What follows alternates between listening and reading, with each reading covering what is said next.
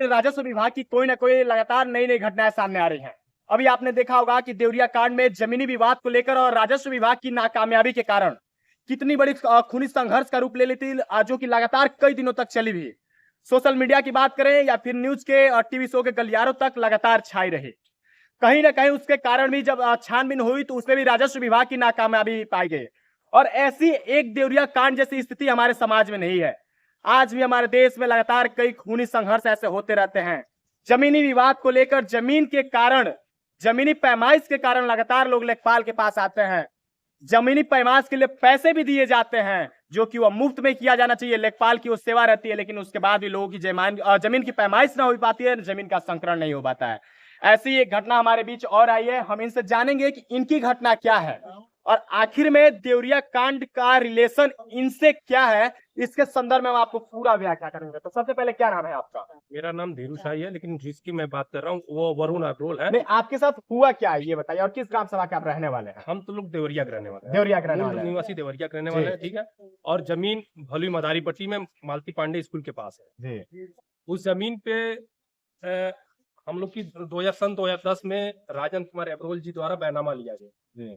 जमीन लॉकडाउन तक सब सही थी। लॉकडाउन में एक दिनेश्वर कुमार दीपक है जो बेसिक शिक्षा देवरिया में बाबू है, ठीक है। वो जो भी मूल रूप से देवरिया के ही निवासी हैं, लेकिन यहाँ भलुई मदारी पट्टी में वो जमीन खरीद के 5 डिसमिल 2011 में मकान बनवाते हैं। अच्छा, आप भी निवासी देवरिया की हैं और वो भी निवासी देवरिया के ही हैं जी, और देवरिया में ही बाबू है जी। उसके बाद यहाँ भलुई मदारी पट्टी में वो एक जमीन खरीदते हैं और जमीन खरीद के मकान बनवाते हैं। 5 डिसमिल की जमीन खरीदते हैं और उस पर मकान भी बनवा लेते हैं। उसके बाद उसी में बगल में हमारी जमीन खाली पड़ी रहती है, उस पे एक फर्जी बैनामा उनके अपने सरहद के नाम से कराते हैं। बिंदा देवी है जो नरदेश्वर, वो भी भटनी देवरिया की रहने वाले, वो भी देवरिया की हैं, जो कि शेयर से अधिक है। एक सेकंड मैं सारा साक्ष्य मंगा दे रहा हूँ, 1 मिनट जरा आना नीचे, सारा वो पेपर लेते आना। तो आप लोगों का विवाद देवरिया वाले जमीन से है या फिर भलुई मदारी पट्टी? भलुई मदारी पट्टी से है। यानी कि भलुई मदारी पट्टी जो कि कस्या ब्लॉक में ही आता है, कस्या तहसील, वो भी आएगी भलुई मदारी पट्टी की। अब सुनिए, उसमें हुआ यूं कि 5 जनवरी को यहाँ पे उप जिलाधिकारी माननीय कल्पना जायसवाल जी रहती है।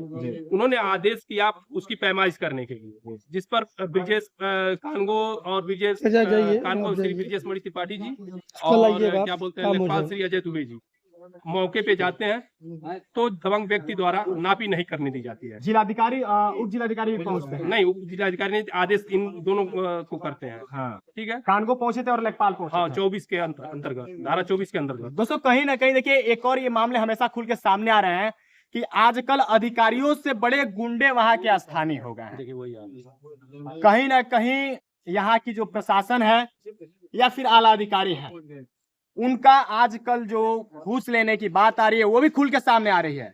या फिर यूं कहे तो उनका जो वर्चस्व है वो आजकल के गुंडों से ज्यादा नहीं हो पा रही है। उनका वर्चस्व कहीं ना कहीं अधिकारियों की दबती जा रही है और योगी राज में कहीं ना कहीं गुंडों का शासन ज्यादा हावी होते जा रहा है। एकदम सही है। उसके बाद क्या हो रहा है? अभी तक कोई कार्रवाई आपके जमीनी पे हुई या नहीं? नहीं, उसके बाद देखिए अभी 10 को मैंने जब मंडल आयुक्त को एप्लीकेशन दी, उस संदर्भ में एसडीएम साहब ने एक टीम गठन की। इस पे टीम गई जांच करके रिपोर्ट लगाई, जिसमें रिपोर्ट में ये साफ स्पष्ट लिखा गया है, देख लीजिए आप साक्ष्य के तौर पे, कि फर्जी बैनामे के आड़ में 3 डिसमिल पे कटरन सेट डाल के उसने जबरदस्ती कब्जा करके बैठा हुआ है। ठीक है। ये तो जब कानगो और लेखपाल गए थे तो आपकी जमीन की पैमाइश क्यों नहीं हुई? क्या क्या टाल दिया गया था, ये बताइए सबसे पहले। वो फर्जी पैसे का आरोप लगा रहे हैं कि आपने फर्जी पैसे लेके जमीन बनामा कराया है। हाँ। नहीं, तो फिर आपने साक्ष्य दिया उसका? वो नहीं, उन्होंने ये कहा कि वहां पे एक बोर्ड भी लगाए कि हम लोग 29,10,000 रुपया लेके फरार हो गए। ठीक है। 29,10,000 अपना जमीन बैनामा कराया होगा जी, तो उस दौरान आप जो पैसा उनको दिए होंगे वो बैंक के माध्यम से दिए थे या कैश दिए थे? हम तो काश्तकार से कराए थे, वो तो थर्ड पार्टी है। हाँ। वो उनमें उनका कोई राइट नहीं है। किसी यानी कि ब्रोकर के माध्यम से, यानी कि दलाल के माध्यम से आप कराए थे? हम मूल काश्तकार से लिए थे। अच्छा, मूल काश्तकार से। इन्होंने ब्रोकर को पैसा दिया है। इन्होंने ब्रोकर को पैसा दिया है। अब क्या चाहते हैं आप इस मामले में? हमारी जमीन खाली हो और क्या है, जो इनका हो तो इनको दे दिया जाए, हमको हमारा हो तो हमको दे दिया जाए। सीधी बात है भाई, अगर उनका बनता हो तो उनको दे दिया जाए। आप छायाप्रति सब सारा चीज देंगे। हाँ, सारा उपलब्ध है, A to Z। कितने दिन तक तहसील में घूम रहे हैं आप? 1.5 साल, 1 जुलाई 2022 से लेके आज देख लीजिए, आज नोट कर, जिसमें मंडल आयुक्त का 2 बार आदेश आ चुका है। और मंडल जुलाई 2022 से 21 2022 2022 कहीं ना कहीं राजस्व विभाग की 1.5 साल हो नाकामयाबी गए। साफ दिख जाती है कि 2-2 साल भर 10-10 साल तक मुकदमे चलते रहते हैं।